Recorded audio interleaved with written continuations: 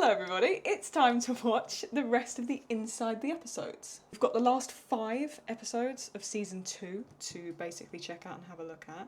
It's always interesting for me to see like how different actors are from some of their roles, and yet some of them are really, really similar. I hope we're going to see some interviews with some different cast members in these ones.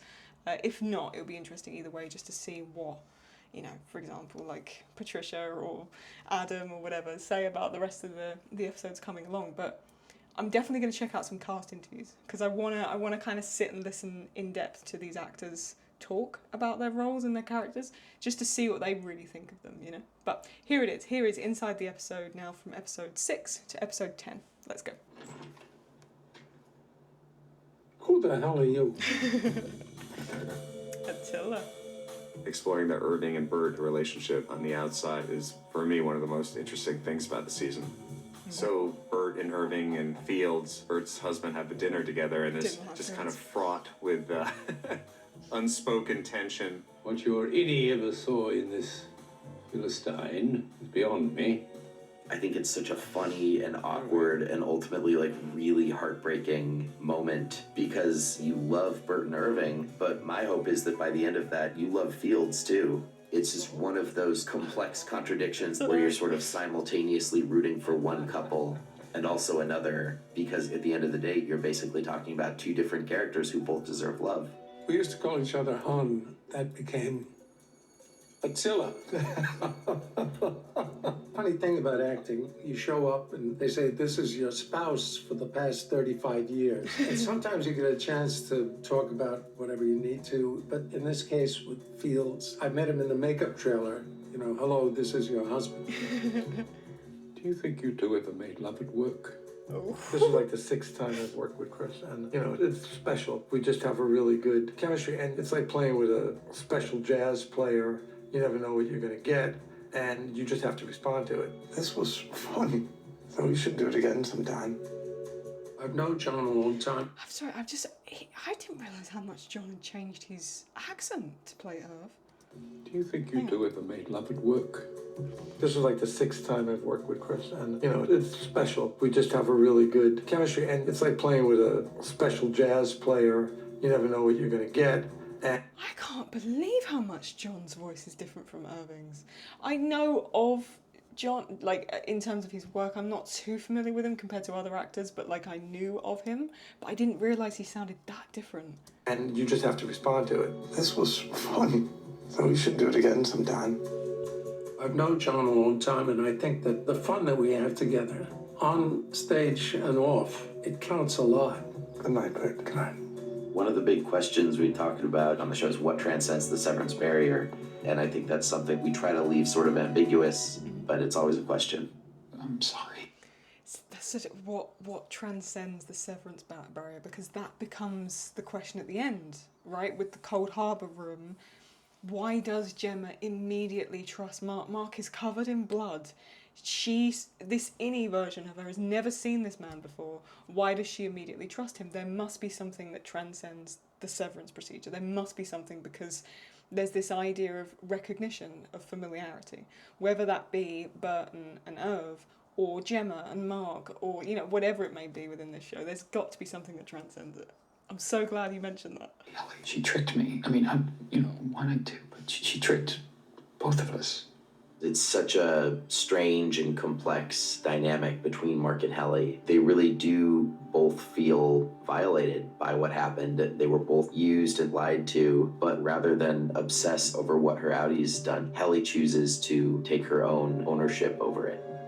Britt Lauer just played this beautiful scene where she takes us through this emotional journey of thinking it all through. It's almost the emancipation of Helly against Helena, that she's not only fighting for Mark, but she's almost fighting more for herself, that she wants to have her own experience. Helly is very awake. She doesn't hesitate. I like her a lot. I don't want her memory. I want my own. It is complicated, but Mark ultimately doesn't care and just wants Helly to be in his life. You know, that's the whole reason for staying down there is her. Adam just adds so much humanity to both of his characters, and it's been cool to see his characters go on parallel journeys towards figuring out who they are and what they're all about. Where are you? Lumen. I swear Mark to is God. getting kind of sicker and sicker, and it's feeling I more see and more any of like this this is brain not surgery. the best course of action that he's taking. And we see him back away from it, but then what ultimately propels him forward is the strange visit from Helena. It's I know so- you've already been through so much with losing your wife and all. Hannah. Gemma. We wonder why she's there approaching Mark. And Mark certainly wonders because, for all he knows, this means that Lumen is on to him, and that's what actually compels him to speed up the process and take it to the next level, which turns out to be very dangerous. I'm just gonna look at you. He I'm really actually might be scared. risking his life in order to gain this information.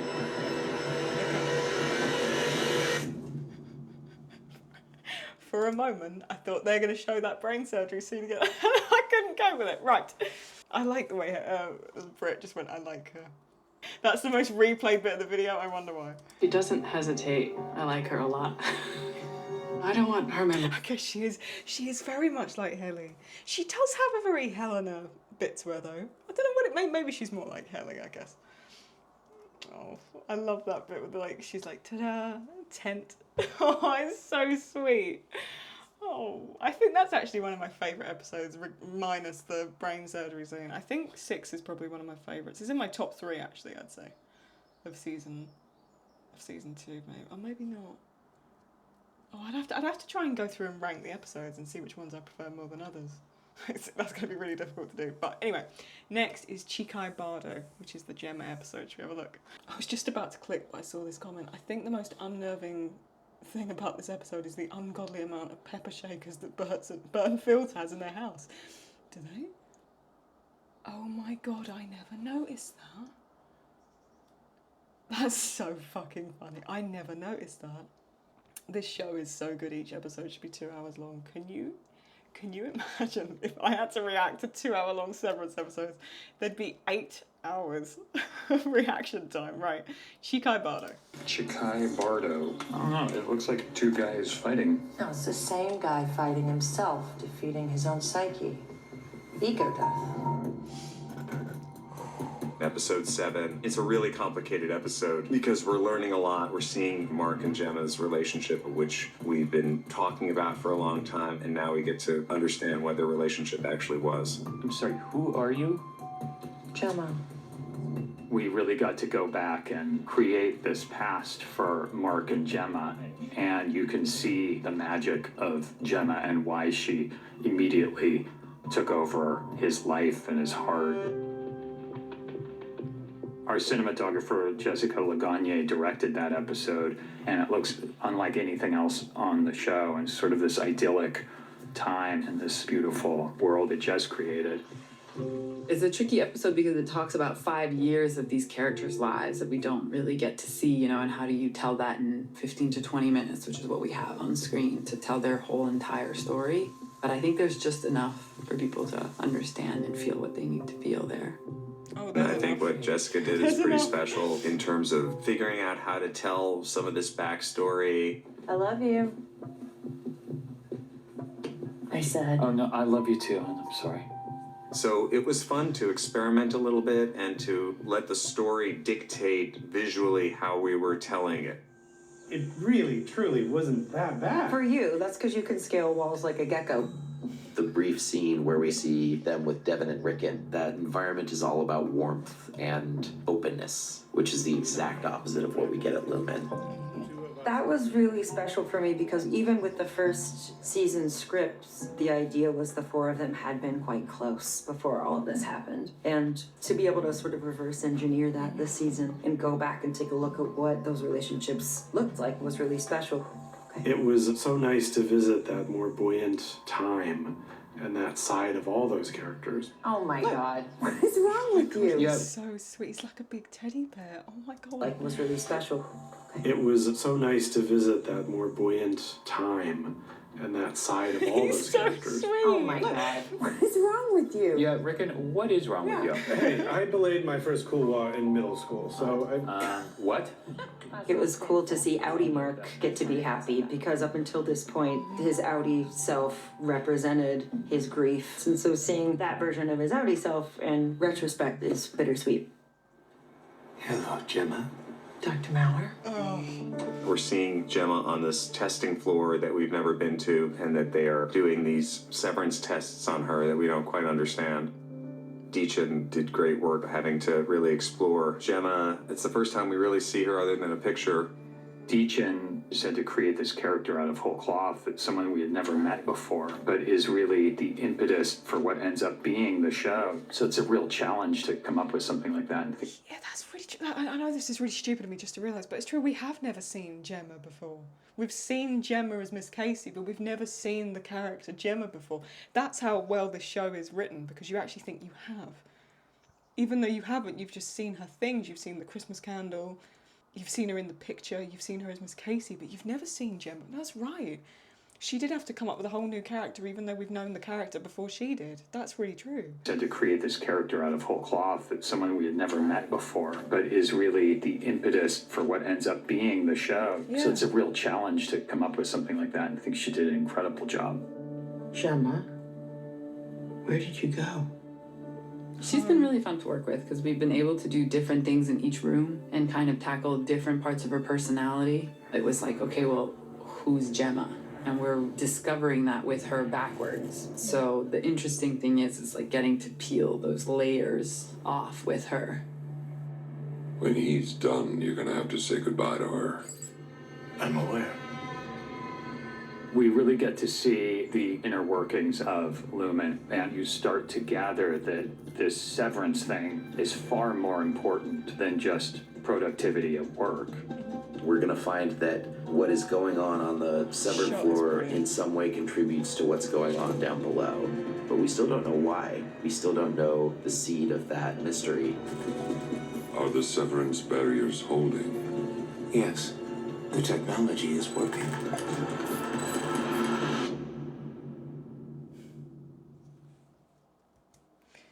Just knowing they would have had these, like those guys, they're sat at the computer, and the lady, so they all would have been severed, right? But they don't go to a severed floor, they go beyond a severed floor. Like is that where season 3 goes? Are they going to explore more of that, maybe? After every episode this season, I've been left thinking this is the best episode so far. Yeah, I know, I get what you mean. This is also the first time in the series that any episode had been any season other than winter. That's true, yeah. I mean, I remember sort of recognising that at the time with it being so bright and colourful, but yeah, that is true. Right, Sweet Vitriol, which, again, an episode that wasn't received very well at the time, but I loved it because it tells you more about Cobell. So here is now the behind-the-scenes interview. Let's see what Patricia has to say about Sweet Vitriol. I need you to drive me to Sissy's. No thanks. I need to get something. So this is the episode where Harmony Cobell goes home. This is where she got her start.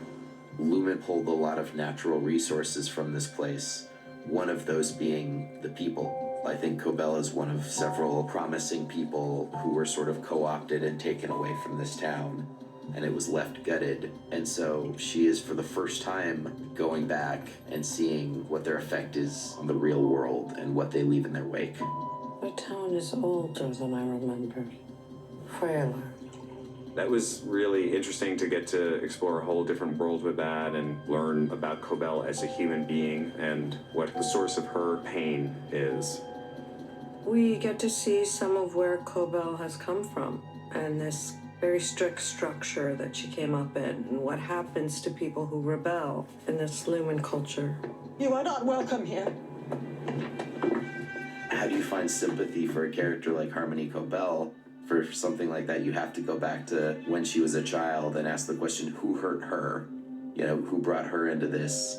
So we knew that Sissy was going to have to be this seemingly irredeemably Lumen person. And Jane Alexander fits so perfectly into that world, and she just immediately got the character. Such a disappointment you've proven to be.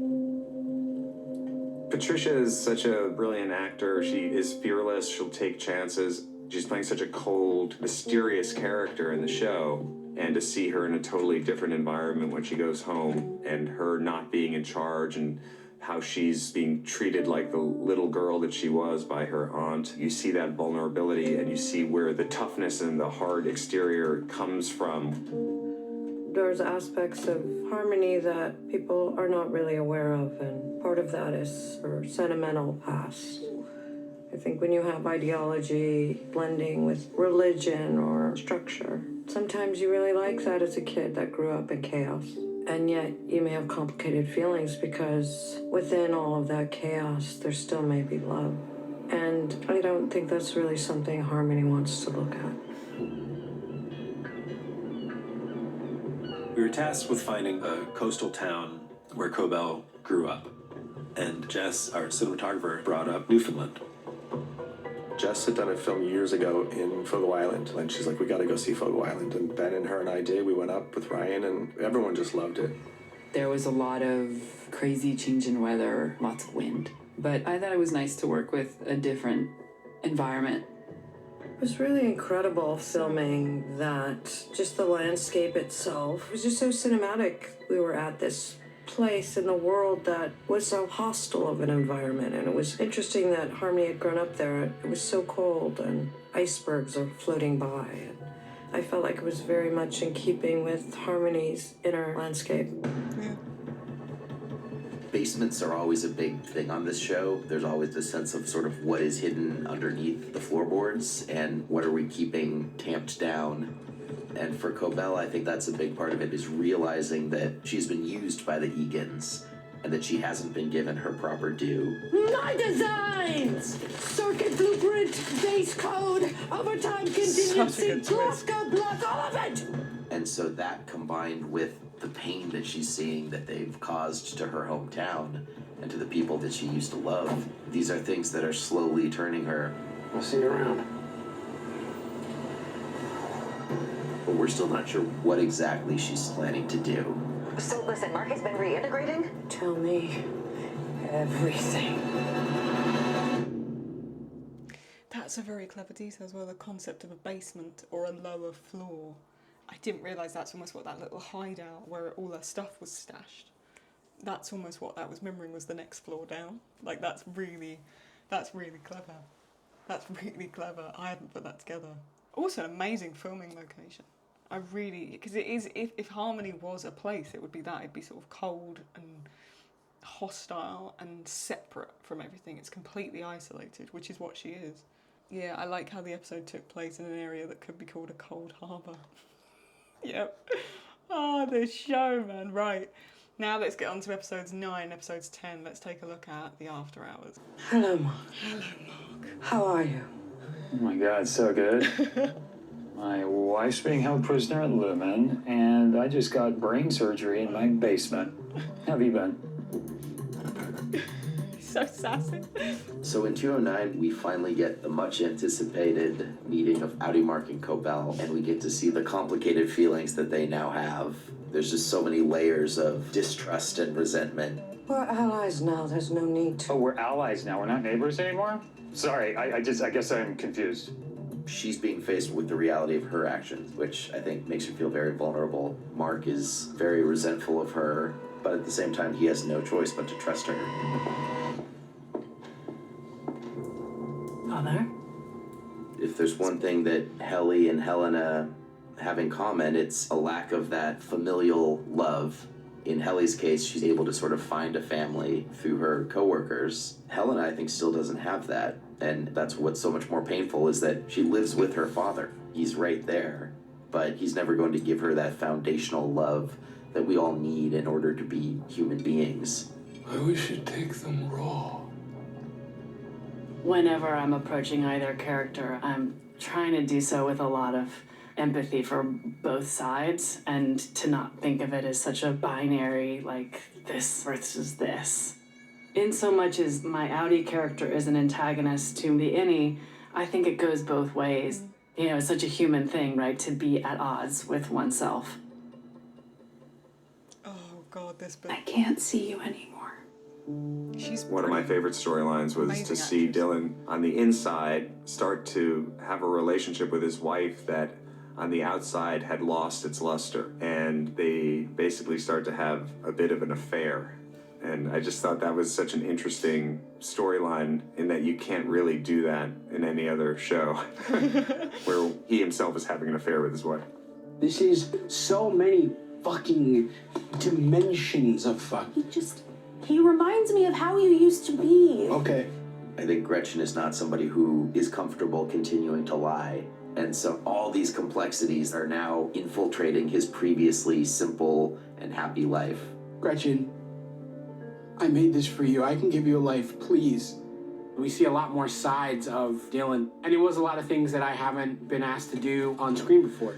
Gretchen! So it was an interesting and exciting arc for this season. Bert, Oh yeah, this bit.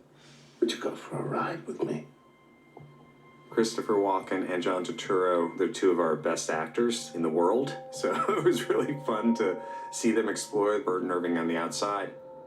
The relationship with Bert is an unusual one, and that really has made it a special experience. I never heard anyone once you know that. It's sort of ill-fated, star-crossed. It's a little Romeo and Juliet there, that they love each other, but they can't be together. Bert is responsible for having to, in some way, deal with Irving because Lumen is aware that he's investigating and looking places he shouldn't be looking. This line goes as far as you can go. I can't know where you get off, and you can never come back to Kier. Do you understand? And so Bert has to make a decision what to do with Irving. He's acknowledging that they have a connection, but he also realizes how impossible it is. And he makes the choice that he's gonna never see him again, but help him. Here's the thing. I saw an article, I think it was with Variety magazine. It was an interview with John Turturro. He says we are going to see Irv in season 3, but he's very vague as to how much we're going to see of Irv in season 3.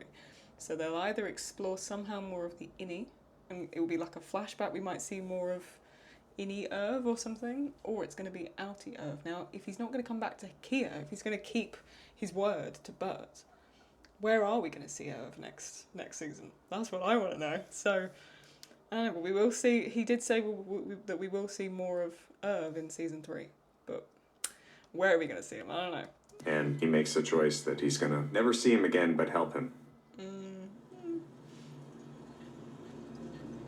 At the end of the episode, we have Mark, Cobell, and Devin finally reaching the birthing cabin. You know, we've seen Innie Mark and Outie Mark walk around in each other's lives. We've seen them start to see glimpses of each other's lives. What we've never had between them is an actual conversation where the many, many complex feelings that they would have for each other are actually able to be talked through.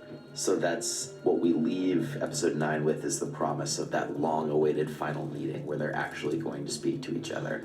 Do you remember the last thing that you said to me? She's alive. That's so creepy. So creepy, that final bit. I still think there's something more to it. I know I'm crazy, I know I am, but I still think there's something more to that. She's alive. There's something more. Yeah, the Gretchen scream that Dylan's acted in, yeah, 100%. Sassy Outie Mark is my favourite character. He did, poor guy had brain surgery and then became really sassy. Let's get on with episode 10. Let's see what they have to say about Cold Harbour, come on. Have you finished Cold Harbor? No. And she's still alive. The season 2 finale is one of my favorite things we've ever done on the show. There are tons of really explosive elements, and that's where it gets really fun. The finale is stuffed. It's like a marching band. Mark having a scene with himself, a fight in the hallway, a murder in an elevator, and then the final choice in the hallway. It was so much fun to shoot, but it was a lot. The finale is kind of its own movie. We tried to really push the bounds in terms of the tone of the action. It just gets shot out of a cannon and it just doesn't stop. It's just one big event after another. You'll kill them all! There's somebody else who wants to talk to you, actually. So 210 starts in the birthing cabin. This is something that I've been waiting to do since we started the show, which is if Innie and Audi Mark could actually talk to each other, what would they say? I have to get my wife back, but I can't abandon her. And if you help me, I won't abandon you. Innie Mark has been going through this whole journey of being able to claim his own sense of importance. And so when Audi Mark comes to him and basically says, I need something, that's not something that Innie Mark responds to well. You know what I think? I think the second you get your wife back, you forget I ever existed. These are high stakes, emotionally charged situations that Adam has had to portray with Mark in terms of what his Innie and his Audi are dealing with. And from the beginning, he made such a clear choice on how his Innie was different than his Audi. And I think that he's just an incredibly gifted actor. You know, it's a very emotional arc, I think, for Adam this year. It's the way that he's like in that first message to his Innie, he's still being very pushy and trying to be persuasive, but it's like normal. Then when he has to, like the outie, so the outie sends that first message, the Innie responds, and then the outie completely shifts their tone, and they sound like a commercial. Like it's the way you can see he's like desperately trying to manipulate his Innie, and the way the Innie just doesn't fall for it. I loved that. Because the Innies aren't stupid. They might technically be young-minded and inexperienced because their concept of the world is so small, but he wasn't dumb. Like, he could very easily see what Audi Mark was doing. I love that. I do adore that bit, actually. Very emotional arc, I think, for Adam this year. Oh my god. And now, choreography and merriment! The marching band was really crazy. We had talked about a couple of different Lumen-sanctioned celebrations that might happen after Mark finishes the Cold Harbor file. Of course, in season 1, there was the waffle party, and we didn't want to do something that was really in the same vein as that. Like, we wanted something that was really different. And at some point, somebody said, well, what about a marching band? And once that had been said, it was like, yeah, that's it. That's what it's going to be. There's certainly a higher level of violence in this episode than we've seen before, and the hope is that it feels earned. These are tensions that have been simmering for a long time, and so it all sort of comes out. They give us half a life and think we won't fight for it. We talk about the Macrodet uprising in the first episode, but this really is the beginning of that. And we don't know what's going to happen with Milchick, who's facing off with this marching band. Fuck you, Mr. Milchick. I gave them a band. I got them a band, 200-piece set band. Like, come on. And they still didn't appreciate it. Oh, this bit. Oh. It's okay. I'm your husband. One of my favorite elements of the finale is that you get 4 different dynamics between Mark and Gemma in a row. In the cradle room, he's seeing his wife for the first time in 2 years. She doesn't know him. And then we get this beautiful moment in the hallway where they are actually together, the two Audis. And then we get back, and for me, it was just fun to be able to see Miss Casey again in that moment. What's taking place? That is so brilliant the way she does that. That with the final combination, which is Audi Gemma looking back at Innie Mark. You have to go right now. From the very beginning, the idea of the season was to get to this moment where Mark had to make a choice between Gemma and Helly. Who is he going to have an allegiance to, his Innie or his responsibility to his Audi? Mark, we gotta go home! It isn't until that moment that he pushes her through the door and is looking at her and realizing he has no feelings for this person. And then Helly calls his name. Mark! And then it's like, oh my God, if we just stay here, maybe we can be together another 10 minutes? Who knows? I don't think they're thinking more than 10 seconds into the future, but it was going into the unknown and never existing again, or going with Helly. And then they hold hands and start running off into the sunset, but you know, the sunset is a white hallway with these red and white emergency lights and klaxons going off, and the end is really like what happens next. We have no idea what awaits them as they start running deeper into the halls of Lumen.